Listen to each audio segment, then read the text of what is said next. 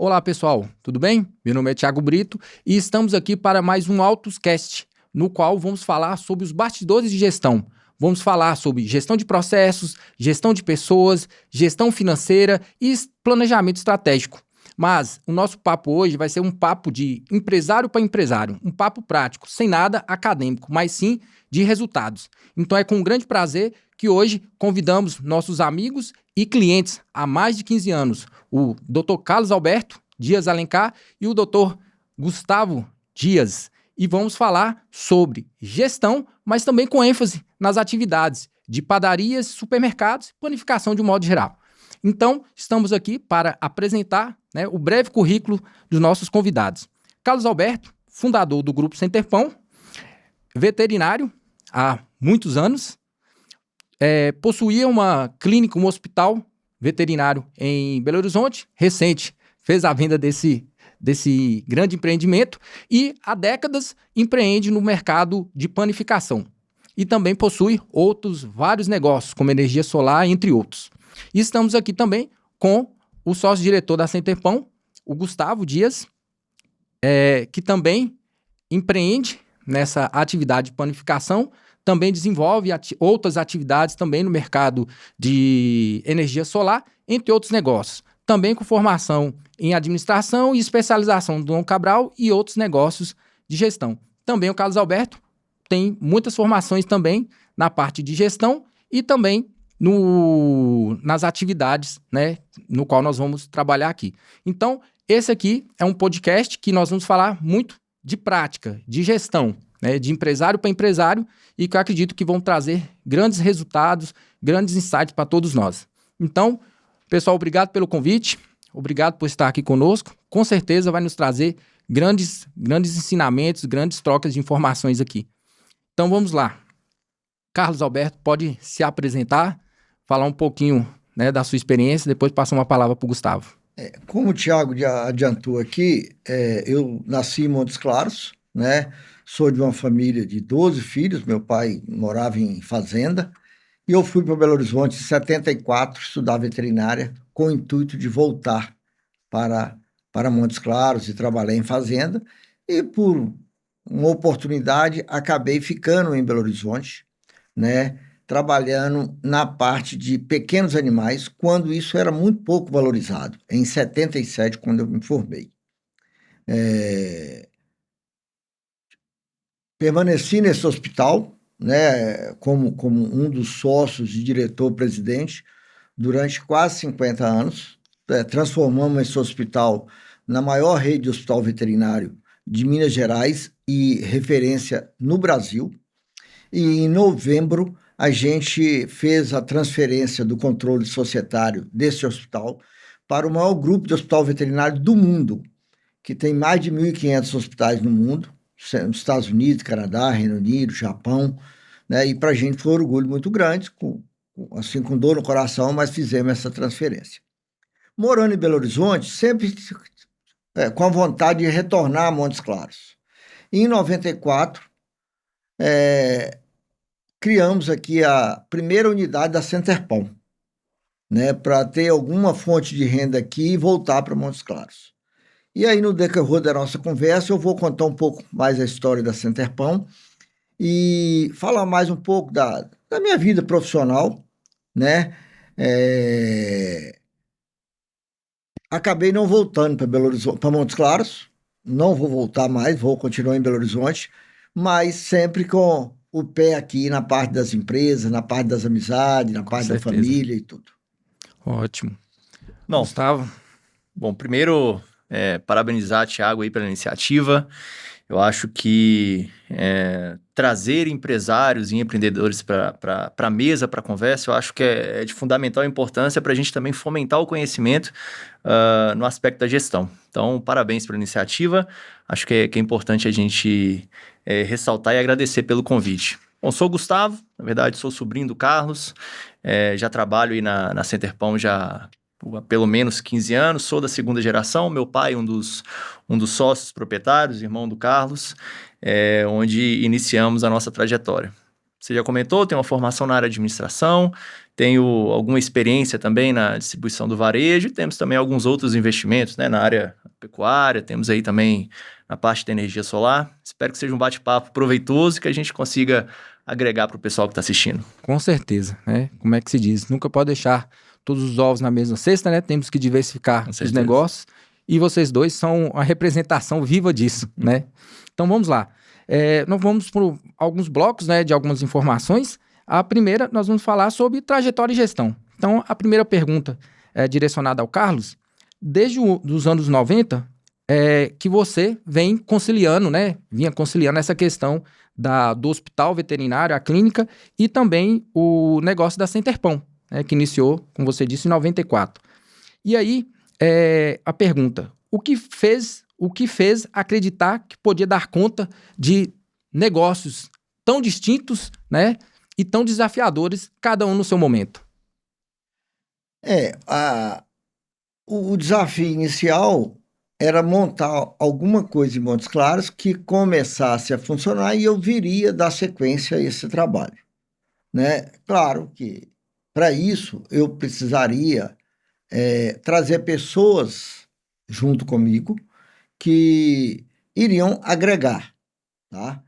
E o que eu fiz? Em vez de montar uma empresa onde Carlos Alberto teria 100% do controle acionário, eu trouxe sócios, né? Inicialmente, preferi trazer sócios da família, né? Tem prós, tem contra, mas eu sou extremamente otimista e acho que os fatores prós superam os contra. Então, montamos a primeira unidade aqui em Montes Claros, em 94.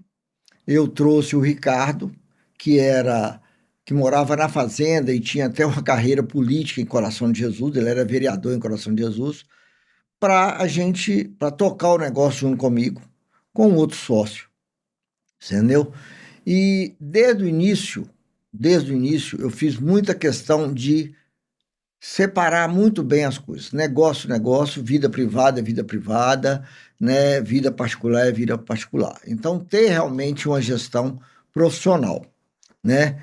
E no intuito também de agregar valor e tudo, comecei desde o início de contratar consultorias especializadas em gestão, de um modo geral, em gestão do negócio em si, que é da padaria, entendeu? Que começamos com a padaria, hoje a gente está também no ramo do supermercado, né? Então, sempre apostando em conhecimento, tá? Apesar de ter uma formação técnica veterinária, eu sempre fui muito curioso de ler muito, de fazer cursos na parte de gestão, na parte administrativa, e aí consegui ir tocando os dois negócios, e os dois negócios crescendo, né? Tanto o hospital como a parte da padaria, tá? E sempre dando uma resposta ao nosso cliente, com crescimento, com reformas, com ampliações e tudo. Então, o que eu falo é o seguinte, dá para tocar dois negócios divergentes tranquilamente, né? Eu tenho um consultor muito amigo meu, o Márcio Rodrigues, que você conhece, Thiago? Sim. O Márcio sempre me apresenta nos eventos de padaria, nas feiras, como um veterinário que tem boas padarias em Montes Claros, mas mora em Belo Horizonte. Entendeu? Até certo ponto é um elogio da gente conseguir tocar um negócio que está dando certo, está crescendo, de longe, né? No início eu vinha pouco menos, ficava aqui 2, 3 dias, e no momento, até em função da venda no meu hospital, eu fico em Montes Claros uma semana. Isso é muito bom.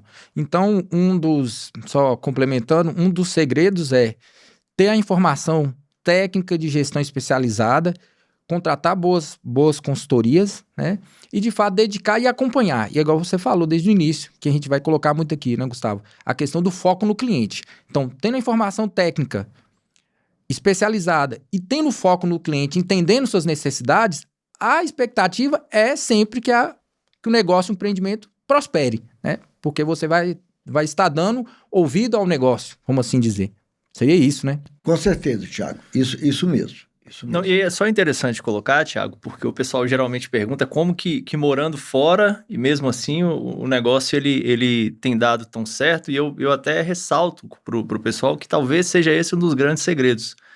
Porque boa parte das novidades que são trazidas em termos de planejamento estratégico para o Centerpão vem desse conhecimento do pessoal que mora fora e que, porventura, esteja numa cidade até, de certa forma, maior do que Montes Claros, com exigência de clientes até um pouco maior. Então, isso acaba contribuindo para a gente também se equiparar e utilizar como benchmark outras empresas que estão na capital.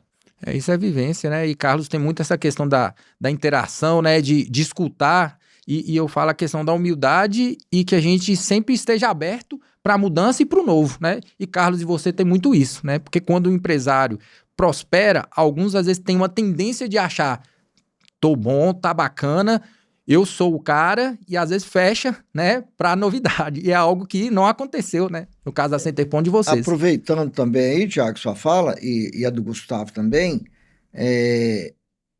eu moro em Belo Horizonte, né? A gente está sempre viajando para São Paulo, algumas vezes para o exterior. A minha filha, que fez engenharia de produção, a Larissa, ela trabalhou em grandes empresas em Belo Horizonte e há mais de 12 anos ela trabalha nas empresas em Montes Claros, mas continua morando em Belo Horizonte, né?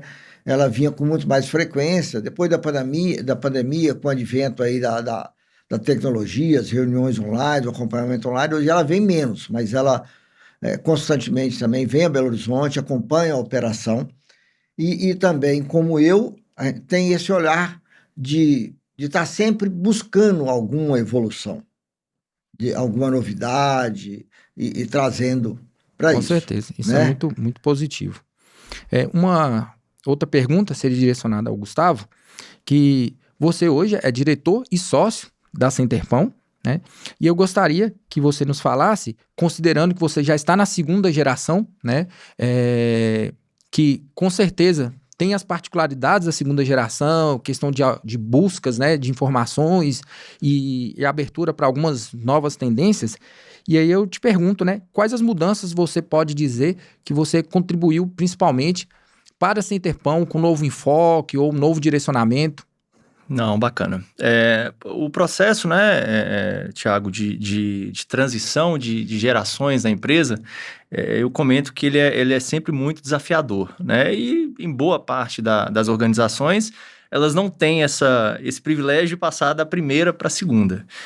Mas eu considero que isso está muito voltado para o formato que os primeiros sócios, os primeiros donos conduzem todo esse processo. E eu, particularmente, não tenho nenhuma reclamação, pelo contrário, só tenho a elogiar o contexto que isso foi inserido. Então, o Carlos comentou sobre a Larissa, eu cheguei um pouquinho antes, né, através de uma vontade do meu pai, e desde o início, isso sempre foi muito planejado e muito formatado, né? Então, sempre com muito cuidado, tendo esse objetivo aí de construir um processo de inserção que não ficasse ruim para quem estava entrando, mas também ruim para quem já estava lá, né? Hoje, da segunda geração, somos 3 já. Hoje tem a Juliana, a filha do Ricardo, que já está no negócio também. Então, eu acredito que o processo de sucessão ele está sendo realizado, porque as duas gerações ainda se comunicam, acho que isso é importante, mas está sendo realizado com muito sucesso em função do próprio trabalho da primeira geração, que cuidou muito disso. E do ponto de vista das contribuições, eu brinco, né, que a gente traz algumas ideias novas, mas eu não tenho nenhum medo de falar que a primeira geração ela também consegue acompanhar muito bem essas novas tecnologias, essas novas tendências, esses novos lançamentos. O Carlos, que ainda hoje, né, tá junto com a gente na operação, o próprio Ricardo e os demais sócios, eles sempre foram muito abertos a essas novidades. Eu acho que talvez seja esse um diferencial da Centerpão. Mas o que a gente, às vezes, tenta contribuir muito também é com a vontade de trabalhar, né? Com a juventude, com a a ideia de que a gente precisa, que a gente não encontrou, né, nada totalmente pronto, que a gente precisa realmente construir muita coisa. Então, tentando corresponder também com o trabalho. E, claro, com a visão sempre com foco no profissionalismo, né? A gente tem uma ideia do setor de panificação de supermercado, via de regra, ser um setor familiar, mas onde a gente tem tentado trabalhar aqui é na profissionalização do negócio. Até porque a gente sabe que as pessoas, elas vão, a cada dia que passa, perdendo um pouco das suas habilidades. Eu não tenho as mesmas habilidades de muito tempo atrás, a primeira geração também não tem. Então, o nosso objetivo hoje é cada vez mais enxergar as pessoas que estão conosco e focar também na profissionalização do negócio. Acho que a gente está nesse período de transição, existem algumas dificuldades, alguns paradigmas que vão ser quebrados, principalmente nesse nosso setor, mas é onde a gente tenta, de certa forma, contribuir mais, né, para que a gente, inclusive, tenha maior longevidade nas empresas. Ótimo, muito bom. E a gente, com muitos clientes que nós temos, a gente vê muito esse assunto de sucessão ser debatido, mas, em muitos casos, a gente não vê um esclarecimento de quem serão os sucessores, se terão sucessores e qual o timing. Não, com certeza. E assim, eu fico muito confortável em trazer essa discussão, porque, pelo menos do nosso lado, isso foi feito com muito cuidado e com muito planejamento desde o início, né? A gente tem a própria Fundação Dom Cabral, né? Que é uma fundação que é especializada na parte de governança, né? De empresa familiar. O Carlos, que está aqui com a gente, ele sempre foi muito preocupado em ter essa preparação, não só dos sucessores, mas também do ponto de vista da maturidade da empresa para receber essas pessoas. E assim, claro que nem sempre a gente consegue acertar, mas o objetivo é justamente minimizar os erros. Mas como é uma empresa que está aí há mais de 30 anos, a gente acredita que o processo tem sido bem executado. Complementando essa parte, Thiago, isso hoje talvez seja o trabalho mais importante para os empreendedores, para os fundadores das empresas terem em mente. Quer dizer, trabalhar desde muito cedo a possibilidade da sucessão, tá? Através da formação dos filhos, dos parentes, né? Formação, investir mesmo em educação, em preparação e tudo, e a gente sempre fez isso. Definir claramente isso em acordos de sócio, em acordo de governança, como que isso se dará. Como as grandes empresas mesmo, você nota que grandes empresas, muitas vezes, existe toda uma carreira para a pessoa construir fora da empresa familiar, para depois, quando ela vir agregar, já vem a pessoa que conseguiu sobressair no mercado lá fora. Então, ela consegue vir e entregar muito mais isso para a empresa. A gente tem várias empresas que fazem isso com muita maestria. Por exemplo, em Belo Horizonte, nós temos o Grupo Mater Dei, que o fundador, ele é criteriosíssimo. E hoje, todos os cargos de direção do Mater Dei são ocupados por familiares que foram formados para isso. Muitas vezes, eles são gestores, administradores, mas eles fizeram medicina para entender do negócio, que eu acho muito importante, né? No nosso caso, especificamente, o Gustavo, desde o início, né, fez administração de empresa, pensando em trabalhar nas empresas. A Larissa fez engenharia de produção, pensando em um dia trabalhar nas empresas. E eu sou meio, assim, gosto muito, principalmente no meu caso, dos meus filhos, próximo de mim. Só para você ter ideia, a Larissa fez engenharia de produção e veio trabalhar comigo no Rony Padaria, e o meu filho, Guilherme, fez medicina veterinária e hoje continua como diretor técnico da operação que nós vendemos para os americanos, tá? Então, eu sempre dei essa oportunidade para os meus filhos e trabalhei isso desde novo, porque eu acho que é muito importante isso. Muito importante. Então, o que eu falo sobre sucessão? Primeiro, a segunda geração ela tem que ter interesse e vontade. Segundo, fazer preparação para isso. Estudar naquilo que muitas vezes combina com o negócio. Se é uma construtora, faz sua engenharia, ou faz uma administração, né? Então, isso é importantíssimo, essa base. Porque não adianta...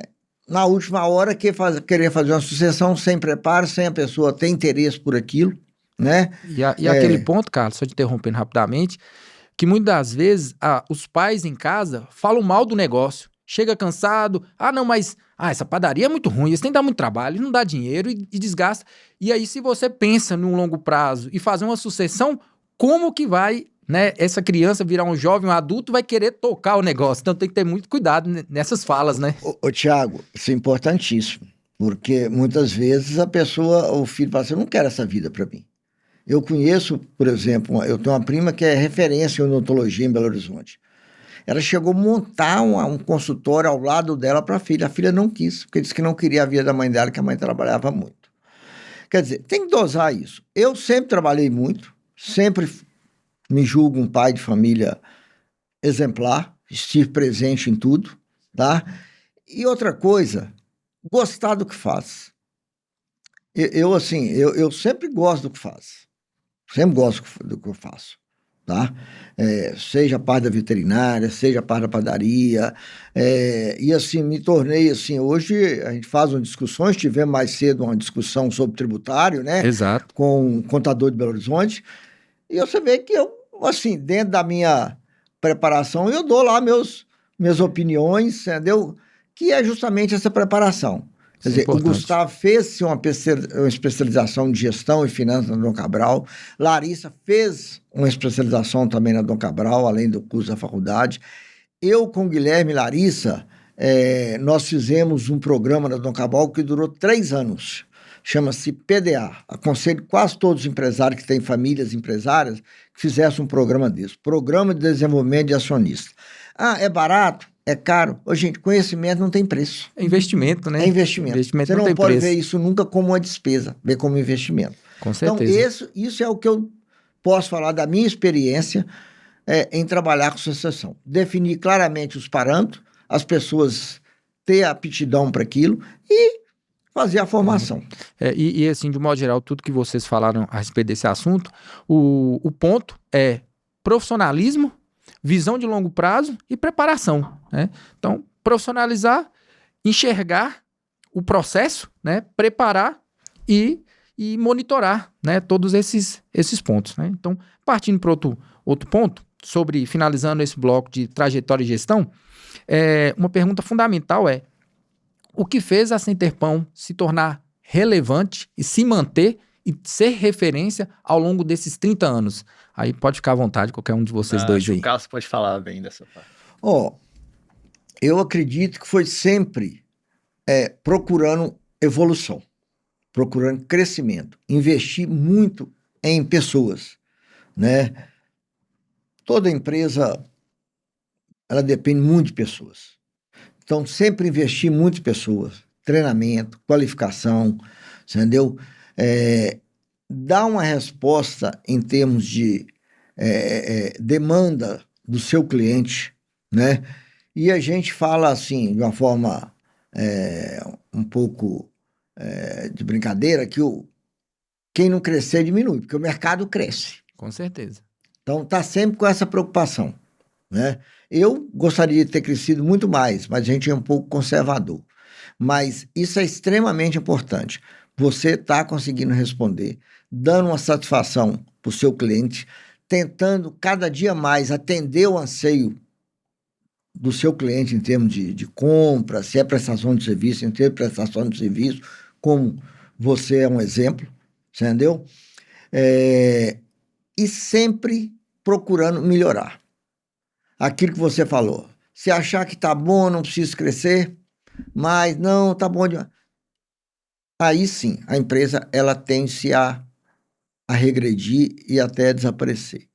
Então, tem que ter sempre essa ambição de estar fazendo melhor, de estar crescendo no ritmo desejado, mas tem que estar sempre desejando, né? E sempre procurando inovação, né? A gente sabe que o mercado de Montes Claros de padaria é muito bom, mas em Belo Horizonte tem coisas um pouco melhores, tem, São Paulo tem, né? E aqui eu cito o exemplo do Verde Mar. O Alexandre, que é um dos fundadores do Verde Mar, é meu amigo pessoal, ele começou com um pequeno supermercado e começou em São Paulo e ver a Casa Santa Luzia, que é uma referência em um supermercado principalmente para a classe alta em Belo Horizonte, em São Paulo. Depois ele foi para os Estados Unidos, depois ele foi para Paris, sempre olhando o que é que o mercado está oferecendo e tentando trazer um pouco dessa inovação. Então, isso é o que nos motiva e nos faz a gente estar procurando melhorias. Você não pode achar que não precisa aprender mais nada, que não precisa, que está bom do jeito que está.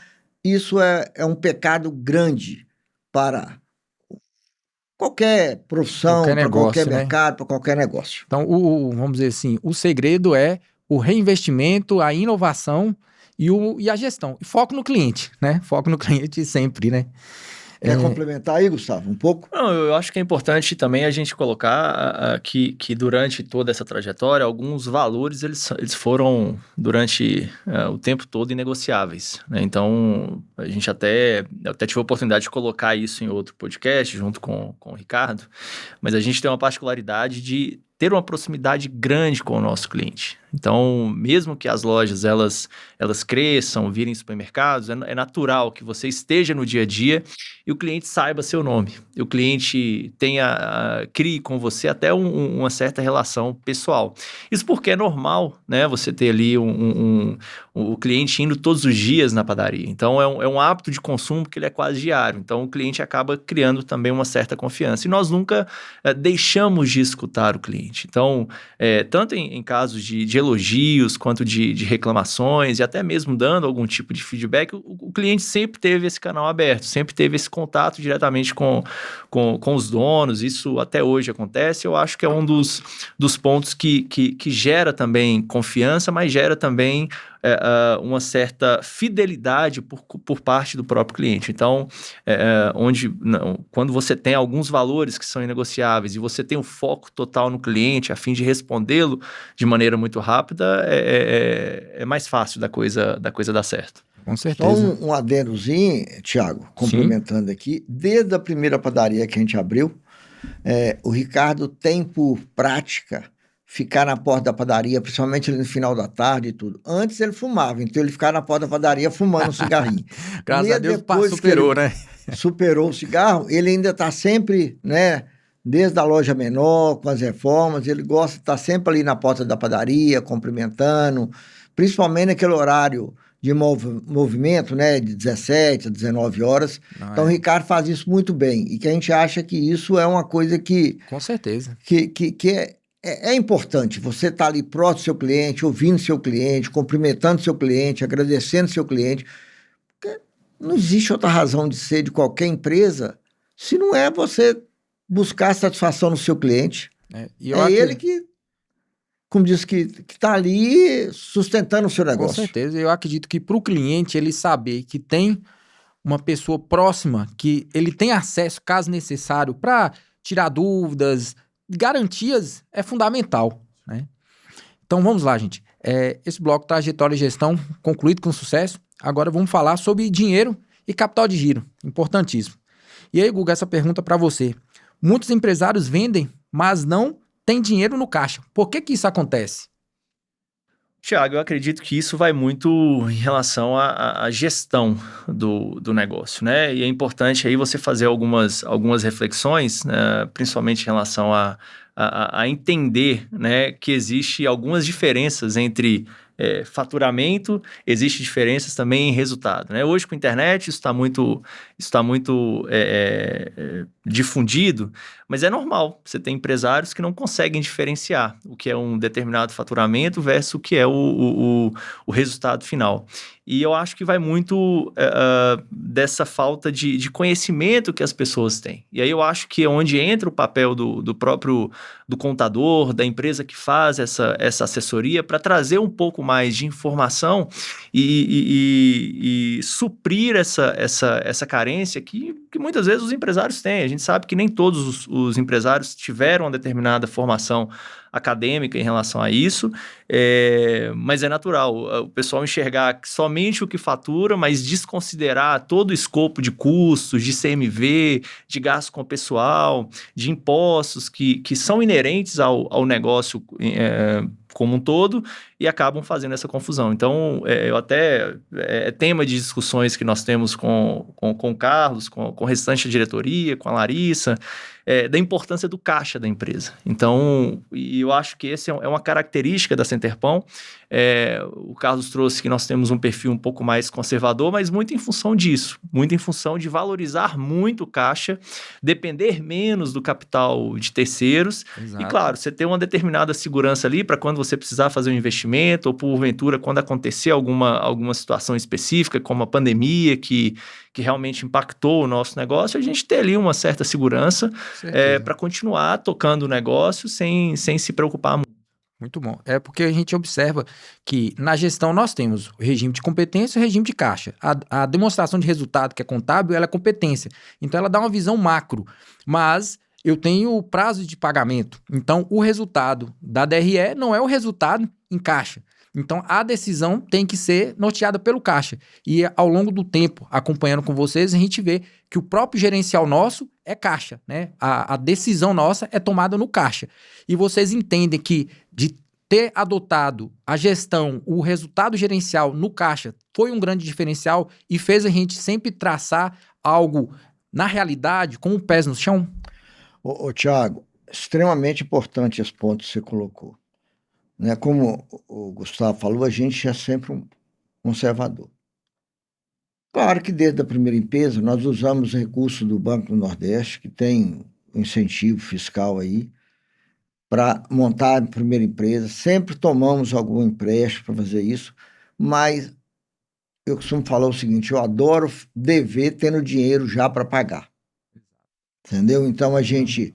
E outra coisa, mesmo tomando um empréstimo, todos os investimentos que nós fizemos, eu, como sócio majoritário das empresas, sempre advoguei que os sócios tinham que pôr algum dinheiro. Na minha visão amadora, que isso poderia gerar um comprometimento maior com o negócio. Tá? E desde a primeira empresa, a gente apura os resultados por regime de caixa, como você falou, e a gente sempre deixou uma parte desse resultado como um fundo de reserva, como um caixa ali de emergência, não, contingência, né? Variando entre 20% e 50%, dependendo do resultado. Tá? Outra coisa importante que isso me deu com a evolução de a gente estar analisando os relatórios, como eu não estou no dia a dia das empresas, eu basei muito em informações.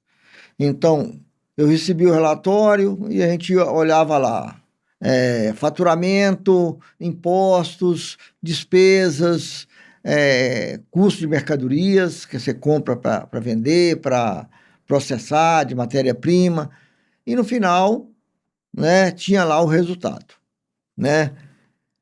Aí isso, excelente, né? Mas aí eu, com a minha estudando gestão e tudo, o que eu consegui fazer? Hoje, eu analiso não só o resultado gerencial do mês, mas eu analiso aqueles outros parâmetros que te dá essa solidez, que é estoque, que é contas a receber, claro que a gente fornece para empresas, né, e tudo, e contas a pagar, tá? Outra coisa, aí eu fecharia o resultado da operação. Então, muitas vezes no gerencial, ela deu um lucro até maior, mas o estoque diminuiu, minha conta a pagar aumentou, minha conta a receber diminuiu, então, como disse, você fecha a roda. Então, eu tenho o resultado da operação. Então, hoje, em todas as padarias, eu recebo o relatório gerencial, muitas vezes faz reunião de resultado, fala, deu resultado isso. Aí, quando eu faço o resultado da operação, ele pode dar diferente, ou melhor ou pior. Aí é a operação que sofre, né? Aí é onde vem a cobrança. Mas é extremamente importante, porque senão você fica achando só que aquele resultado, você não olha para as outras coisas, né? E só complementando, Isso é extremamente importante. Outra coisa que eu sempre advoguei, a gente não é, sei que a modernidade sempre fala, né, que o ideal é que o seu fornecedor financie a sua operação. É o que fala que é o financiamento natural, né? A gente vê grandes empresas fazendo isso, era muito falado muito da Ambev, da própria Americana. A Americana comprava do fornecedor e ela só pagava o fornecedor quando ela vendia pelo menos o valor da mercadoria que ela tinha que pagar. A gente acha isso muito bonito, assim, mas você tem que fazer isso muito bem feito. A gente é um pouco mais conservador, a gente não gosta de muito prazo, de dever, e normalmente a gente trabalha que o nosso estoque ele tem que estar pelo menos 50% pago no último dia do mês. Sim, Então, isso é fundamental. isso dá uma segurança muito grande. Ah, mas por quê? Porque eu, como sócio majoritário das empresas, não estou na operação, não estou no dia a dia, Tem então uma eu segurança, criei né? esses parâmetros para me dar mais conforto e mais tranquilidade.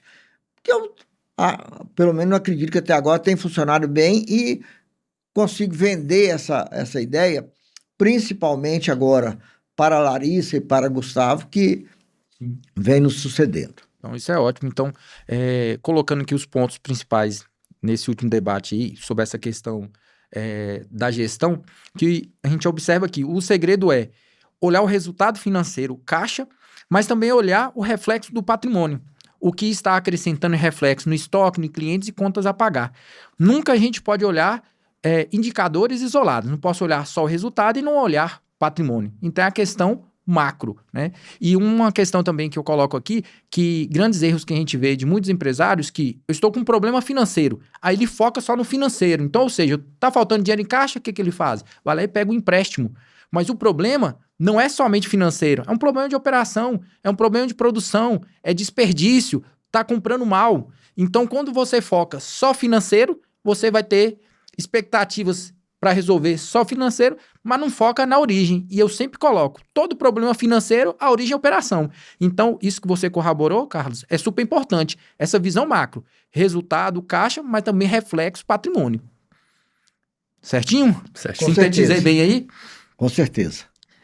Então, outra questão aqui, Gustavo, importante, direcionada a você. Quais relatórios financeiros você considera como inegociável e quais principais indicadores, e hoje o pessoal usa muito KPIs, né? Mais utilizados para o nosso setor aí de supermercados, padarias e negócios em geral? Não, bacana. Os relatórios financeiros, Thiago, a gente acaba que faz uma gestão bem interessante, né? Temos reuniões mensais com o nosso contador, até para discutir um pouco a questão do regime da competência, mas temos também, do ponto de vista do caixa, que avalia todo o resultado da operação. Então, desde faturamento, custo fixo, CMV, eu brinco com o pessoal que nós temos 3 grandes contas, né, dentro da empresa. Então, você monitora ali o seu faturamento, o seu CMV e o seu custo fixo, que é o que vai nortear a rentabilidade da empresa no final. Então, esses 3 grandes números, eles norteiam o quarto grande indicador, que é a lucratividade do negócio. Mas dentro de padaria e supermercado, tem alguns indicadores que a gente observa. Então, nós temos ali as perdas, o ticket médio, a quantidade de clientes por dia. Nós estamos medindo agora também a venda de pão de sal, né? Temos as perdas de cada um dos nossos setores que contribuem também para a nossa rentabilidade, número de funcionários por loja, produtividade por funcionário, o CMV estruturado por categoria de produto.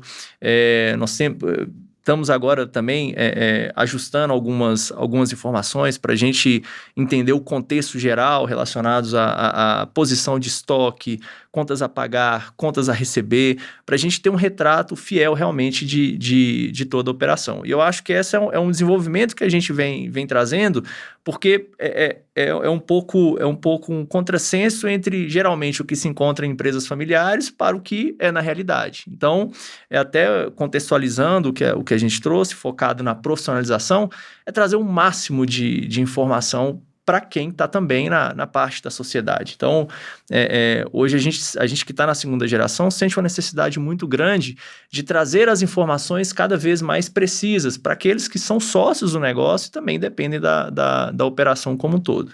Então, tem uma série de indicadores, de informações que a gente gosta de apurar. Isso é fundamental.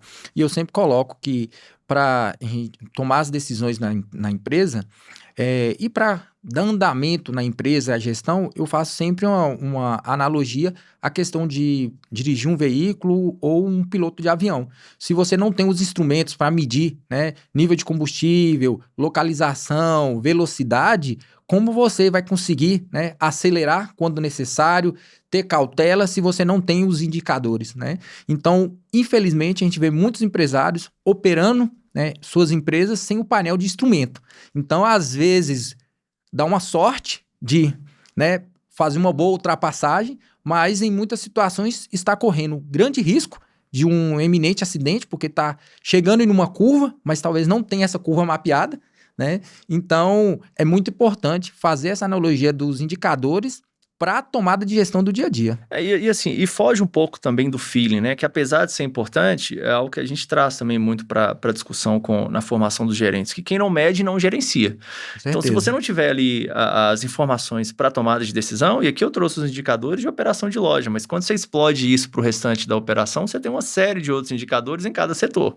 Então, você vai para o RH, você tem uma série de indicadores que é possível se medir com o RH. Você vai para a parte comercial, você tem uma série de indicadores. Você vai para a produção, você tem outra série de indicadores. Para a parte de finanças, mais uma porção de indicadores. Então, hoje bom, pelo menos eu não consigo me enxergar exercendo algum tipo de gestão sem ter os indicadores assim na ponta do lápis. Exatamente. Complementando, Thiago, essas informações e indicadores são extremamente importantes. Agora, tão importante quanto tê-los é eles serem corretos e confiáveis. Fidedignos, né? Fidedignos. Porque ali você está tomando decisão em cima de uma informação, né? Se ela não é a informação correta, a sua decisão muitas vezes não vai ser correta. Então, é extremamente importante que você tenha um sistema que você confia, que vai te entregar essas informações que retratam a realidade do seu negócio. Para você poder ali fazer mudança de rota ou não, dependendo, mas ter certeza que você está tomando a decisão correta. Exato. Partindo aqui para um outro bloco, que seria sobre operação, produção e estrutura, uma pergunta importante é: quais são os maiores gargalos nas empresas de modo geral, em padaria, em supermercados? Quais as maiores dificuldades? Ô, Thiago, o Gustavo pode falar um pouco mais que ele está na operação, né? Mas inicialmente hoje, né? Isso é moda e não é no setor de padaria, supermercado, são todos os setores. São pessoas, né? É uma mão de obra, está cada dia mais difícil, né? A rotatividade, o turnover que a gente fala, né? Muitas vezes você contrata a pessoa, investe na formação dela, mas ela, né? Como o Brasil hoje, a gente considera que está em pleno emprego, principalmente em Montes Claros, né? Que tem várias empresas grandes vindo para cá. Então, assim, isso hoje é um desafio enorme, né? Mas a gente tem que estar trabalhando para controlar isso. Mas o Gustavo pode falar um pouco mais, que ele, como diz, a dor está mais próximo dele. Eu não posso descartar a questão das pessoas, que hoje são fundamentais do nosso negócio, e para você construir um negócio de sucesso, é importante que você também tenha pessoas boas. Mas eu acho que a gente vai poder falar um pouquinho mais também sobre pessoas e clientes, e eu queria trazer algumas dificuldades que nós temos, específicas também do nosso setor de padaria, que talvez seja hoje um dos nossos grandes desafios. Que até em função da falta de pessoas, seja justamente conciliar uma produtividade mais interessante através da tecnologia, através das máquinas, com o artesanal da padaria, ou sem perder esse artesanal que nós temos da padaria, que hoje a gente considera que seja talvez um dos nossos grandes diferenciais no quesito padaria realmente, né? Até porque, como a gente tem um déficit de mão de obra, hoje é muito difícil você formar novos padeiros, novos confeiteiros. A gente também tem pouco incentivo do governo no sentido da formação dessas pessoas. você tem que recorrer também às máquinas, né? Você tem que recorrer à tecnologia para buscar suprir essa falta. E aí é aquele grande contraponto. Como se manter, né, tendo ali um trabalho semelhante ao que o ser humano faz, mas com a alta produtividade que as máquinas te entregam. Então, hoje a gente tem trabalhado firme, né? Os novos projetos que a gente está tocando são nessa vertente da gente conseguir trazer um pouco mais de padrão, um pouco mais de produtividade, mas sem perder o que nós temos de essência, e talvez seja esse, do ponto de vista da operação, dos nossos maiores desafios. Ótimo. Ainda dentro dessa parte de operação e produção, queria falar um pouco sobre curva ABC, no sentido de analisar margem, participação, margem de lucro dos produtos, participação, mas também analisar a questão também da qualidade do produto ofertado para o cliente, porque em algumas situações, às vezes, não é o produto com a melhor rentabilidade, com a maior participação que a gente espera, mas a gente tem que ofertar ao cliente. E uma questão também que a gente fez numa imersão recente, que achei bastante interessante, que fala que a gente tem que testar pequeno e depois ampliar. Se vocês também fazem isso quando vai incluir um novo produto, para saber se vai manter um produto. Eu acho que o pessoal da produção, eles até brincam comigo, porque se dependesse de mim, todo dia eu lançava um produto novo. Então, eu vou em Brasília, eu vou em São Paulo, eu vou em Belo Horizonte, eu encontro um produto novo, eu já mando pro pessoal e já peço eles para desenvolverem, porque eu acho que você tem que estar sempre rejuvenescendo o seu mix.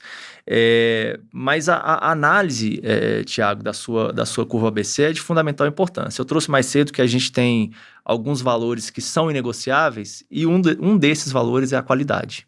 Então, eu não tenho... A gente acaba, né, ter um bom relacionamento, eu não tenho receio de dizer que hoje a gente trabalha com as melhores matérias-primas do mercado, tá? Talvez até as de maior valor agregado, justamente para a gente conseguir entregar também um produto de qualidade, né? Então, não só do ponto de vista da matéria-prima, mas também dos próprios equipamentos. A gente tenta trabalhar também com o que tem de mais novo do ponto de vista da tecnologia para conseguir, no final do dia, entregar um produto de qualidade para o nosso cliente. E isso está muito relacionado não só com a qualidade, mas é preciso também enxergar o ponto de vista da rentabilidade.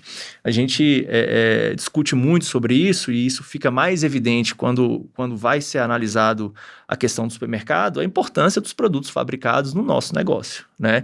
E o quanto esses produtos eles representam na nossa curva da lucratividade também. Então, a gente tem produtos de fabricação que geram uma rentabilidade um pouco maior e fazem a composição do resultado junto com os produtos que a gente chama de revenda, que são os produtos naturais do mercado, que a gente compra para revender, o refrigerante, a cerveja, a carne, etc.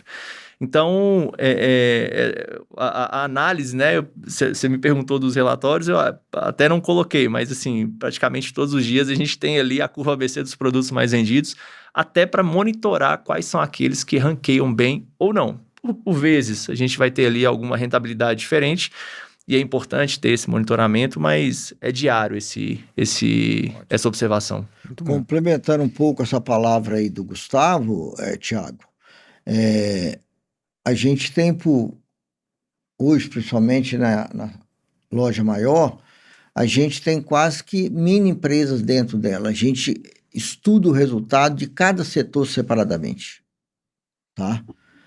Margem, né, desperdício ali, né, açougue, hortifruti, a padaria. Na parte de mercearia, a gente divide em vários também especificações, mercearia doce, mercearia de alto giro, né, a parte saudável, a parte de bebidas. Então, a gente fatia a empresa toda para estar analisando ali. Se fosse pequenas unidades de negócio, mas cada um tendo que para estar mostrando ali, até para você saber que aquilo ali dá o melhor resultado, aquilo ali, apesar de não dar um resultado muito bom, mas você tem que manter aquilo ali para atender a necessidade do seu cliente. Exato. Então, isso tudo, no final, agrega muito. Ótimo, isso é muito importante. Então, partindo para um outro bloco, seria pessoas e clientes. Uma pergunta muito importante é: qual a importância da pesquisa de satisfação na necessidade das melhorias? Porque nós sabemos que o foco no cliente, a experiência do cliente, a gente tem um mapa do cliente, desde quando o cliente entra, o cheiro que ele sente, o ambiente que ele visualiza, o atendimento primeiro que ele tem de um bom dia, a experiência de pegar o produto, a hora de passar no caixa, o preço e também o desejar que ele volte do atendente. Então, como que seria essa questão que vocês visualizam? Vocês têm alguma forma de mapear a satisfação do cliente e como vocês enxergam a experiência do cliente nas lojas? A gente trouxe, né, mais cedo uma dos nossos diferenciais, que é estar muito próximo do cliente. Eu acho que isso corrobora com o que você falou. E hoje está muito mais fácil, né, Thiago, de você escutar o seu cliente, principalmente com as redes sociais. Então, mesmo que você não tenha ali um contato direto com um determinado cliente, ele acaba trazendo, seja uma experiência positiva, seja uma experiência negativa, ele consegue trazer isso para a mesa e você ter acesso a essa experiência que ele teve. Até nos nossos canais de vendas, isso é mais importante ou isso é mais latente na parte digital, você tem algumas ferramentas, né? Você tem ali um NPS, você consegue medir essa satisfação do cliente, você tem ali um canal que você pode receber as mensagens, você tem o WhatsApp que o cliente entra em contato, tem o e-mail, tem o Instagram, tem o Facebook, tem o Google. Então, hoje a gente destina, né, um efetivo de pessoas para justamente estar monitorando isso. Como eu gosto muito também de monitorar, eu também acabo recebendo aqui no meu telefone. Então, teve uma experiência ruim, o cliente avaliou uma determinada experiência no Google, por exemplo, eu fico sabendo em tempo real. Então, de tamanha importância que a gente gera, né, a gente dá a esse quesito de escutar bem o cliente e por vezes que a gente não pode estar presencialmente ouvindo e conversando, você acaba utilizando a tecnologia para estar suprindo essa necessidade. Tiago, eu de uma forma prática, eu comento isso muito lá com nossos colaboradores, o pessoal de compras, o pessoal da padaria e tudo, que a gente, para ter certeza que a nossa operação está cumprindo todo o objetivo dela, o cliente tem que vir na loja, comprar, fazer isso tudo que você falou aí, passar no caixa, pagar, ir para casa, consumir o produto, sentir satisfeito e voltar para fazer uma nova compra. Isso fecha o ciclo. Então, em termos práticos, é isso. É a fidelização. Né? A fidelização é aquilo onde você entregou o que o cliente queria, ele ficou 100% satisfeito e ele continua no dia a dia ali na sua empresa. Exato. Principalmente nós que viemos do ramo de padaria, a gente tem lá na Center Pão, em frente à Escola Normal, que é a loja maior, que é um supermercado, mas tem clientes que vão lá 2, 3 vezes ao dia, porque são clientes que é originado da padaria e tem aquele costume de ir na padaria. E claro que compra alguma coisa de padaria ali e vai comprando mais alguma coisa, a gente foi agregando a necessidade dele. Então, essa fidelização, e a fidelização, ela se traduz por uma satisfação, se não 100%, mas muito grande, e isso se aliam com uma excelente ferramenta. Última pergunta sobre esse bloco de pessoas e clientes seria: o que mais fideliza? Qualidade, atendimento ou ambiente? Ô, Thiago, tudo. Mas Mas poderia claro elencar que um a principal? qualidade é a principal. Agora, quando você fala de qualidade, está embutido tudo, né? Qualidade de atendimento, qualidade de produto, né? Qualidade de ambiente. E aí tem que ser um ambiente agradável, limpo, que transmite ali higiene, que nós trabalhamos com alimentação, né? Então, o que mais pesa é qualidade, mas qualidade de tudo, né? Em todos os aspectos, Em né? todos os aspectos, de produto, de atendimento, de ambiente, né? Então, assim, eu tive essa discussão com a equipe lá na Centerpão essa semana, eu chamei uma reunião para mim, olha que eu não estou na operação e no nosso acordo eu não posso nem entrar muito na operação para não interferir. Mas eu chamei as principais pessoas, fiz uma reunião de 1 hora. Falei com eles que não ia ter um slide, não ia ter nada escrito, que eu estava falando para eles com o coração. E fiquei 1 hora falando, assim, da satisfação que eu tenho de ter uma empresa que é referência no mercado, né? E uma coisa, cada dia você aprende mais. Nessa conversa lá, a gente, né, conversando, então, o que nós falamos, que a grande responsabilidade é você conseguir ser uma empresa imitável, não ser uma empresa que imita. Exato. E é a responsabilidade maior. Eu tenho certeza que o Thiago, no seu consultório, lá na Altos, a visão dele é dele ser imitável, não é dele ser imitando os outros. Não, com certeza. E essa responsabilidade é muito grande. E a Centerpão criou um pouco isso, né? Das cidades menores vindo a Centerpão para ver alguma coisa diferente.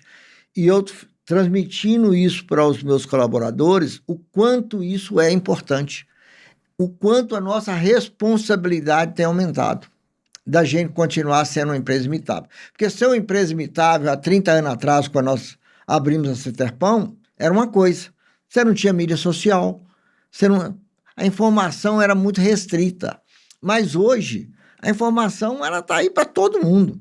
Verdade. Então, assim, Bem lembrado. Você querer ser uma empresa imitável, isso é de uma responsabilidade, isso é de um peso grande, mas isso te dá também uma energia e de querer ali estar cada dia Com certeza. fazendo o melhor. É interessante como uma coisa ligada na outra. Nós falamos aqui o que é mais importante em relação a ambiente, atendimento ou qualidade, e aí você respondeu qualidade em todos os aspectos. E o que ocorre?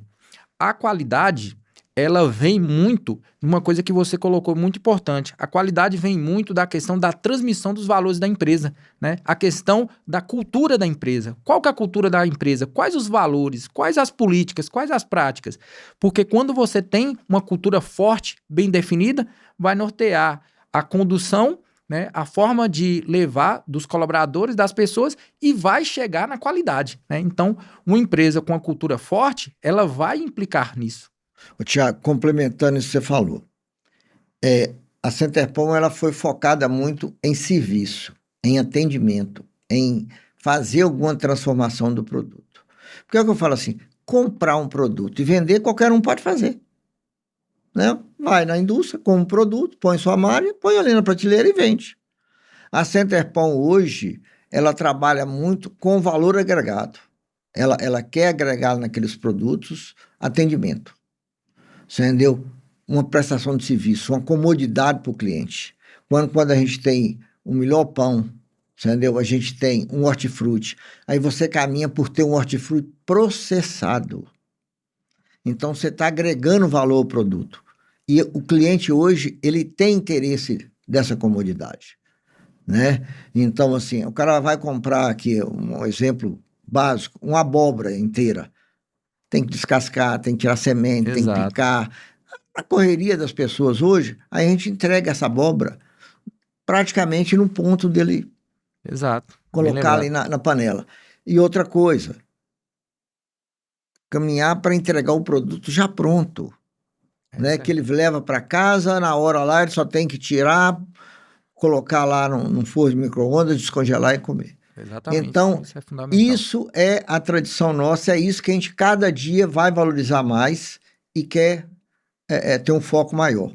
Porque comprar na indústria e vender um produto simplesmente para mais de lucro, isso exatamente. É muito pouco. Então né? tem que ter o diferencial, né?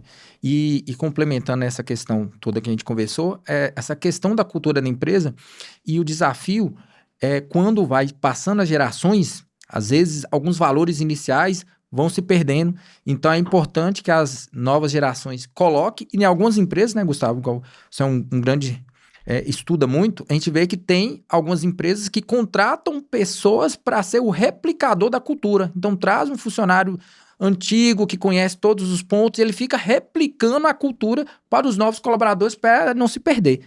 Que é o mais importante, assim, no meu entendimento, e o que eu acho que o que trouxe a Centerpão até onde ela está hoje em dia, né? E eu acho que mais difícil do que chegar é se manter onde está, é justamente a questão da cultura. E se ela for muito bem trabalhada, Thiago, você não tem dúvidas, assim, o próprio colaborador vai retribuir isso, vai replicar isso, e aí, obviamente, você vai ter uma percepção também por parte do cliente. Exato. Então, a gente finaliza com excelência esse bloco de pessoas e clientes. Agradeço pelas reflexões muito boas, né? E são assuntos, igual o Cássio colocou, são assuntos bacanas e são assuntos que acredito que todos nós três aqui da mesa amamos, né? Então a gente ficaria aqui por horas, né? Mas falando. o tempo passa rápido. Então nós vamos agora para o nosso último bloco, que seria futuro e inspiração, né? Então eu pergunto, se fosse abrir uma nova Centerpon hoje, a gente há oportunidades disso, o que a gente faria de diferente? Ô, Thiago, na realidade, se fosse abrir, não, nós vamos abrir novas Ótimo, Centerpons, muito bom. tá? Isso já é uma decisão, a gente já está trabalhando para isso, tá? Continuar com o que nós sempre fizemos certo e aprimorando isso, né? A gente é uma empresa conservadora, de tradição. Todos os imóveis que a gente ocupa são próprios, todos, sem exceção, são próprios. A gente já está feito um movimento onde esses imóveis não estão na empresa, eles estão em holds particulares, holds familiares, que é uma coisa que faz parte, depois a gente pode até ter uma outra oportunidade discutir um pouco sobre isso. Muitas informações importantes. Então, assim, ter esse lema de estar fazendo o melhor, estar fazendo isso com amor, tá? Gostando do que faz e querendo sempre crescer e ter diferenciais, tá? Então, isso é importantíssimo. Eu, em outras conversas com você, eu falei algumas coisas que você gostou e que eu gostaria de reforçar aqui, principalmente que a gente fala para algumas empresas, talvez menores, que estão aí desenvolvendo. Sempre separar empresa da sua vida privada. Sim. Né? Caixa da empresa, caixa da empresa. Conta sua, conta sua.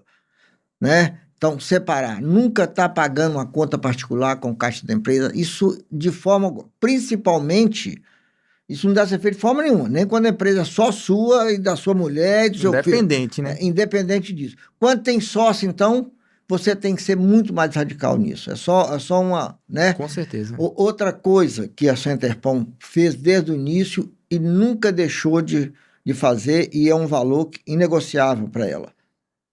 Nunca atrasou o pagamento de funcionários um dia, nunca atrasou, em 31 anos de empresa, nunca deixou de pagar os impostos em dia, em 31 anos de empresa, e sempre com essa preocupação, tá, de manter isso como valores inegociáveis. E também nunca deixou de pagar seus fornecedores em dia.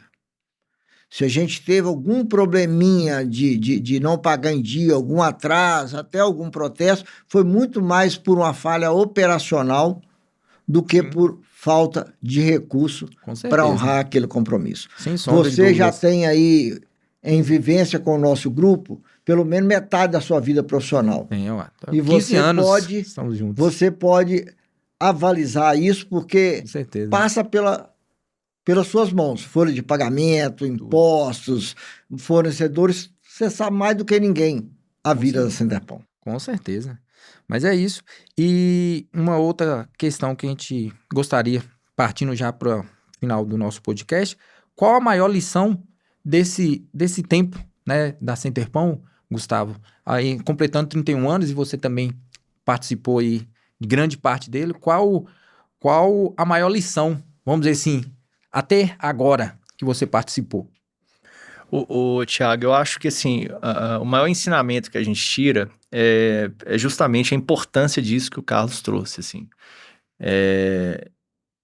Me gera muito orgulho fazer parte de uma empresa que tem valores tão consolidados igual nós temos. E aí eu não tenho dúvidas em trazer que eu sou talvez um dos menos responsáveis por isso, e esse é um mérito tudo dessa primeira geração, que desde o início consolidou isso dentro da nossa organização. Então, poder fazer parte de uma empresa que é líder de mercado, uma empresa que ela tem valores tão sérios, que nunca atrasou um fornecedor, nunca atrasou um compromisso, nunca atrasou com um colaborador, é sinônimo de muito orgulho para mim poder participar disso. E eu acho que as pessoas conseguem enxergar e também percebem esse valor, né? A gente recentemente pôde fazer um evento, né? Uma tentativa que a gente tentou ali, né? De trazer a corrida da Centerpão e me chamou muita atenção, apesar dos números, apesar de todo o engajamento, mas principalmente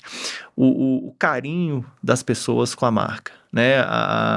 A posição que a marca às vezes tem ali no dia a dia da vida das pessoas, e isso eu acho que te reflete em sucesso, reflete que o que você está fazendo, você está no caminho certo. E para mim é motivo de muito orgulho poder participar disso. E eu sou muito grato e novamente, isso é em razão da competência daqueles que há 31 anos lá tiveram a ideia de formatar esse negócio, que hoje ainda segue aí firme e forte.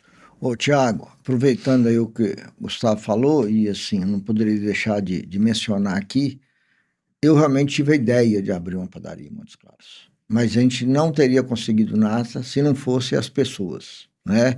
Vou nominar aqui que Ricardo, que veio junto com a gente desde o primeiro momento, saiu lá da fazenda e apostou no nosso objetivo, apostou, né? Temos a Rosa, que trabalhou no Banco Nordeste, que hoje é extremamente importante, tá? O pai do Gustavo, o Zé Geraldo, deu uma colaboração enorme, apesar de ser funcionário do Banco Brasil, ele tinha uma dedicação muito grande nas empresas, tá? Infelizmente, não está aqui hoje mais, mas a gente